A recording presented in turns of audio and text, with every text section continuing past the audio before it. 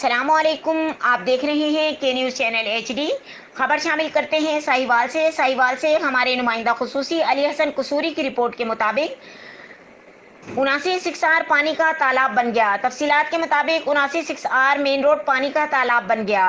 लोगों का गुजरना मुहाल हो गया। मुतल्लिका अवाम ने म्यूनिसिपल कॉरपोरेशन से अपील की है कि इसको फिलफौर साफ करवाया जाए।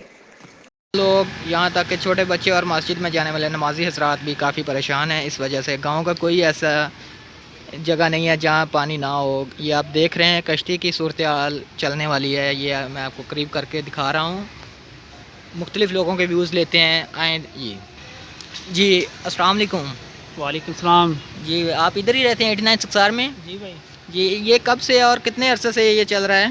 ये भाजी 10-15 दिन ही हो गए हालात बने लगे।